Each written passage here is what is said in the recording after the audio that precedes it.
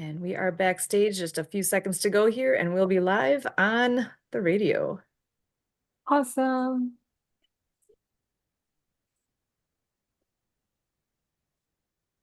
Welcome to Ability MKE Now. We are here on River West Radio, and Ability MKE Now, we are a show all about integration, bringing people with disabilities and people that don't have a disability together, enjoying life here in the Milwaukee area. We all have different abilities, and here at Ability MKE Now, we dive into this topic of diverse abilities. The concept of disability hits a wide range of possibilities.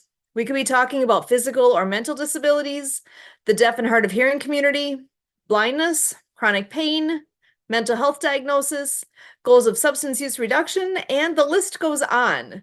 We all have our own experience with disability, whether it's our own or with people we know or with people we encounter in our daily lives. Here at Ability MKE Now, we break down the barriers and celebrate the ability in all of us.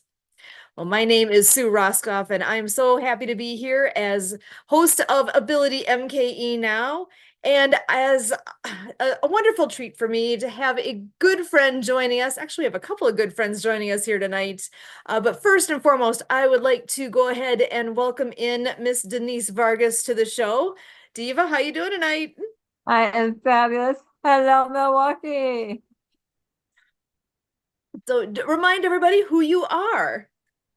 I am Denise, as Sue said, aka Diva, for Denise Vargas, and really because I dream every day and visualize always.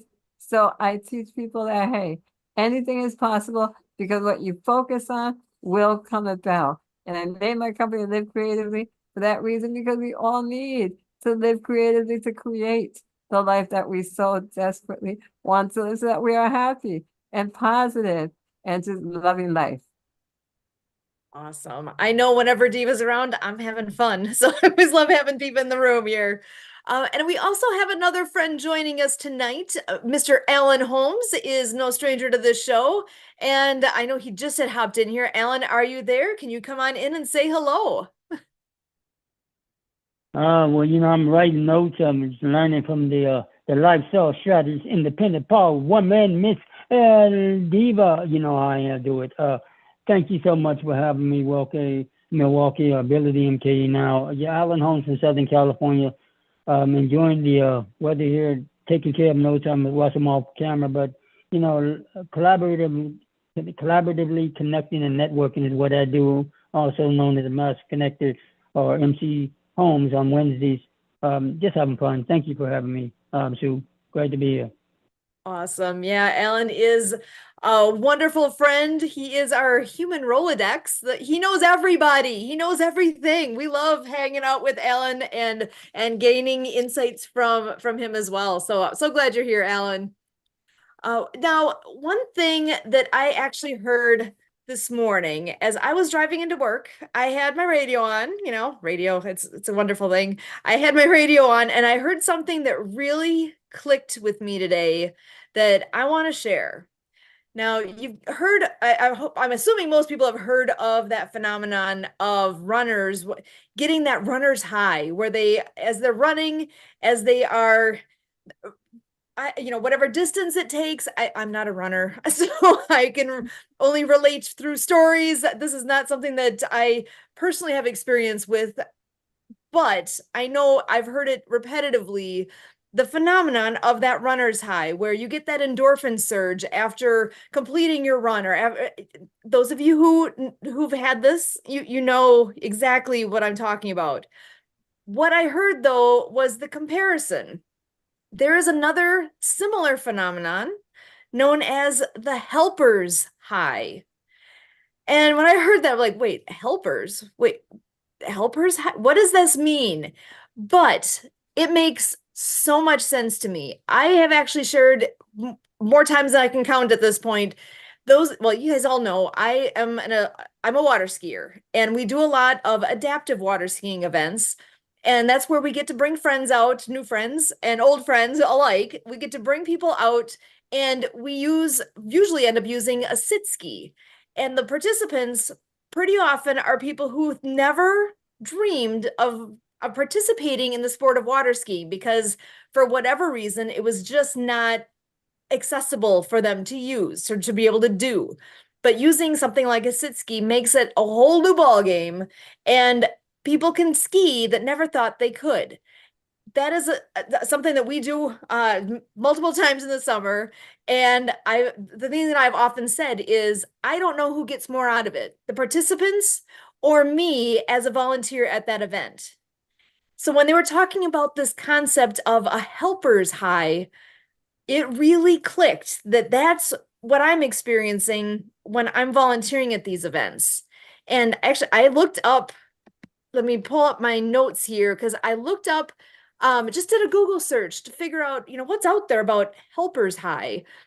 I found something right away on PubMed. So if you are familiar at all with PubMed, that is a website where it's hooked up with the NIH. It's a government website that's where you can find all sorts of information that is published out there in journals. So it's something that is tested. It's not just an opinion kind of thing. It has a factual basis and testing that's been done. So the concept of helpers high, I found on there, and the abstract, the short version of what was this about. I'm going to read this. It says, the concept of the helper's high arose in the 1980s and has been confirmed in various studies since then. It consists of positive emotions following selfless service to others. Greater health and increased longevity are associated with the psychological state. Generosity, selflessness, and an extended sense of self-favor favor our ability to confront successfully the environmental challenges that we face on our planet.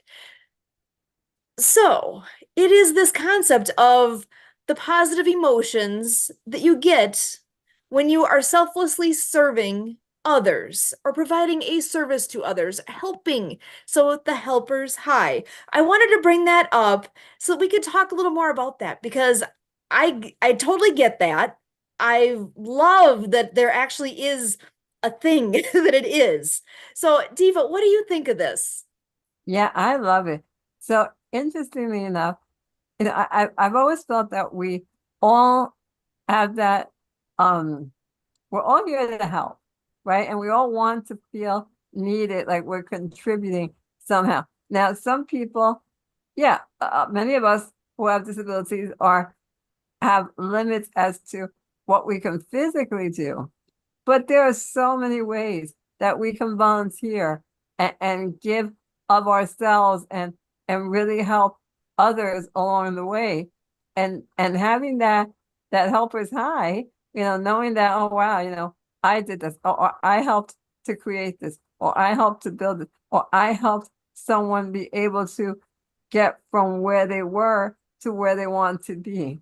So helping and volunteering, that servant leadership that we often, like many of us, we have events that we do for free, right? We don't get paid for it. We just help carry them out. And the fact that you bring people together, it just really makes you feel like, wow, everyone's together, they're having fun. And I was a part of that. You really do feel like you've accomplished so much and you helped so many other people. Yeah, and it's something that we all do, or many of us do. How many people out there are members of a service club or organization? There's locally here, I know there's a lot of different Lions, Kiwanis. I'm in the Optimist Club. There's a lot of, and that's just scratching the surface. There are so many organizations out there that people belong to, and why? Why do we do that? Because we want to help. We want to do something good in the world. And what do we get from it? We're not getting paid.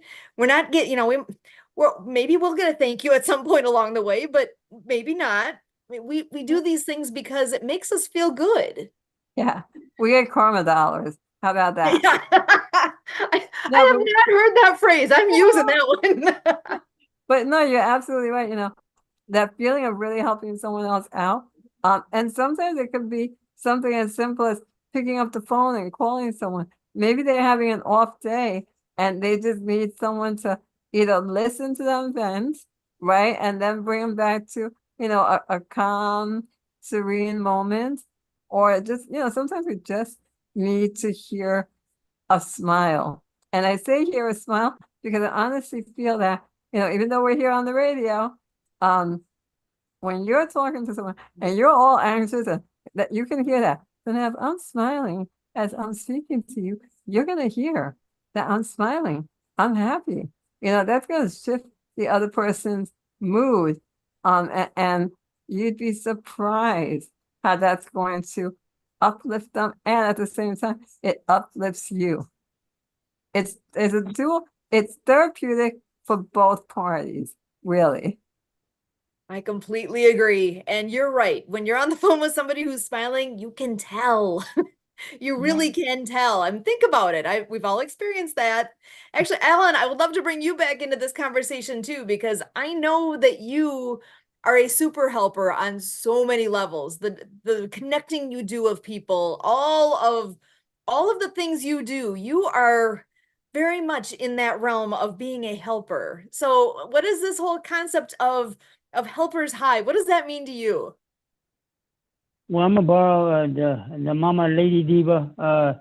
Hearing you smile, that she is someone that I had the honor and privilege of running across on another platform 4 years ago, and we could never connect because of just time and this. And in the past week, I felt like I've known Denise all my entire life. She is an angel from above with some of the things she shared with me, personal and business wise. It is an honor and so to know her. And she doesn't even know this because it was because of this topic that I just realized that today, two individuals, one, I'm going to be attending an event next week. And for those who want to connect with me, then we'll find out, let you know. But it has to do with crowdfunding. But this is a crowdfunding that has to do with affordable housing. I said, what in the world? So I'm going to go listen to them and just support them. I learned and just kind of bring back, and maybe I can get this gentleman to come on board.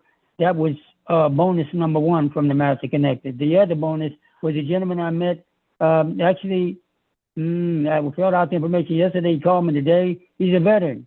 He actually helps. He's a proud U.S. Navy veteran. I told him I was Army. We laughed and joked around. He actually helps veterans with benefits. Survive when you're coming out and transitioning into the real world. You're in this fog, and that's what they do. I said, oh my goodness. I had no idea we're going to have a topic about the helpers high. I am high, high, high with the AbilityMKE and the Diva Lifestyle Strategist, Miss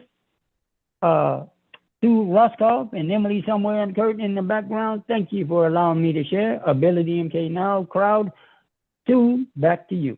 Thank you. Awesome. Thank you so much, Alan. Because yes, you are an amazing helper and connector, and you bring up veterans. I actually another thing that I do that is completely a volunteer thing that I do is that I'm an ambassador with Project Die Hard, and that is for veterans. That is it is hitting that topic that nobody wants to think about. That topic of veteran suicide, that it is ridiculous to know that it's one of these things. Once you know, you can't unknow. The part where the veteran community is about 5% of our country. But when you look at the suicides in our country, more than half of the suicides are veterans. Are you kidding me? So that's one of those things that it is something that I I've been very committed to with the different things that we do to help the organizations. Project Die Hard is doing something about that. And that's where, again, why? What am I getting out of it? I'm not getting paid. I'm not getting it's time, it's work, it's all these things, but it means something to me. So that's where I come back around. Like, I can't walk away from this. People depend on it. And I don't want to walk away. And I feel that way about a lot of different things that I am involved in. And it all, when I looked at what this helper's high is, that really, it all kind of comes back around to that somewhere in me, it means something. And I think with, when I'm thinking of the suicide issue with veterans, that, the phrase often mentioned with Project Die Hard is providing hope to veterans. How does that happen? I mean, if you're struggling and aren't sure where to turn, what to do, where do I go next? That is something where, how do you provide hope? And sometimes it is, I've mentioned this with them multiple times of, if you're really struggling, volunteer somewhere. And I get this, where it comes back to this helper's high of, sometimes when you just, forget about yourself for a little bit, help somebody else. And as you're helping somebody else, you're going to feel good about that. And then that gets you to the next day and forward from there, right? So that's where, I mean, Diva, I think you made a comment earlier before the show about how we know each other through Happy Neighborhood Project. You want to mention to me, or what you mentioned to me about volunteering with that as well? You want to talk about that a little? Yeah, so the Happy Neighborhood Project, it's a network organization and it really focuses on happiness. We joke around and say that, we live in the happiest zip code, the HAPPY zip code. And it's true because, the more that we connect with each other and learn of what we each do, now we are able to refer other people. So you're helping your business by helping other businesses. Because at the end of the day, we all like to do business with those that we know, like, and trust. And the only way to do that is through networking. And don't just network with the same people once. You need to build that relationship. You need to continue having those one-on-ones and really getting to know them so that way you can know, like, and trust them and refer them to others. Agreed 100%. And I know you have given a huge amount of yourself to the organization too, with the time that you've put in as both as a host, co-host, captain, all the things that you have done along the way, and the number of hours that you have spent. What do you get for that? You get appreciation. People do appreciate what you do, and all those that are in any organization, hopefully people appreciate all the time that people put in. But on a personal level, I mean, really, what do you get from it? What does it mean to you personally? It means that I am now on a radio show in Milwaukee, all the way from New York. Because of the Happy Neighborhood, I was able to meet Kurt. I met you through Kurt. I am now, I can honestly say that this one organization has connected me all around the world to so many different people. And what I got out of it is the joy of knowing that I am now able to help people that I would have never have come across if it was not for the Happy Neighborhood Project. So Edwin and Deborah, if you're listening, thank you for starting our organization. And we look forward to many, many years of continuing to grow and meeting more awesome people and bringing them on AbilityMKE Now. Awesome. Yeah, because we have, I can concur 100% that if it wasn't for those that I've met and those that have introduced me to others, and truly, we know people across the globe. I never pictured that I'd be able to say that. But really, we've got friends in Australia, we have friends in Europe, we have friends, actually quite a few friends in Canada. I mean, it goes far and wide. I actually remember even one time getting on a meeting where I met one wonderful woman on there that she and I had just never met yet, but she and Kurt see each other on a weekly basis for a long time. And she just started laughing when she understood who I was. And the two of us, we just clicked because she said, "Oh my gosh, I'm the other woman," just totally joking, but understanding that she's like, I just love your husband, because they connected so well with the business things that they're doing. I was just amazed at how much joy comes from connecting with people and how many good things come from that, which goes back to the same topic here, this helper's high and making connections and how good it makes you feel when you can reach out and make those personal connections with people. Oh, So absolutely. And again, it's like being able to connect with people all over the world because of one person that we met. And how I met this one person was 4 years ago when the pandemic hit and everything started shutting down. And I had just gotten certified as a life coach. And I'm thinking, oh my gosh, where am I going to go network? So I'm looking online for networking organizations to see if maybe there's anything that I can do virtually. And sure enough, red is my favorite color, but purple is my second favorite color. And I love circles. So when I saw this purple little circle and the word happiness is in my DNA. So I'm like, let me click and see what this is all about. When I did that, and I went to the very first meeting, I just fell in love with their mission that I went all in. I became a member, then became a co-host, then became a captain. Now I'm on the board. So when you love something and you're that passionate about it, you just go all in. And being able to connect with people all over the world because of that, it was amazing. And our family, yes, family, friends that become family. We've just expanded, and it's amazing to know that I have all these brothers and sisters all over the world. I love that. And we have totally stolen that word and used it a lot. I so appreciate that you introduced the word family into my space because it says so much. It really does. So I wonder if you could take a moment and share. I know we've mentioned Edwin on here multiple times. Can you share a little bit about who he is? And because he has done so much in that whole space of happiness and happiness as a default position. And all, can you share a little bit more about who he is? Sure. So Edwin Devery is our Chief Happiness Officer at the Happy Neighborhood Project. And he really started his journey when he interviewed over 1,000 people about happiness. And he simply started by asking people on a scale of 1 to 10, how happy are you?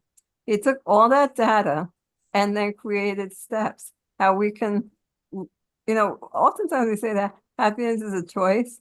Well, yes, but happiness, while many of us think it's a choice, it's also a skill that we need to learn. And as much as we want to say, oh, I'm happy, I'm always happy, I'm going to force myself to be happy. That's very difficult when you're going through, a depression or any other, major issue in your life. You just can't force yourself to be happy. But if you have skills, just like meditation, right? You can't always calm yourself at a snap of a finger. But if you know the skills, the deep breathing, the focusing, that like the calming of your mind, the happiness skills that Edwin teaches are amazing. That even if one of my favorite ones actually is to just take time, but just let it all out. Because sometimes we do just need to let it all out.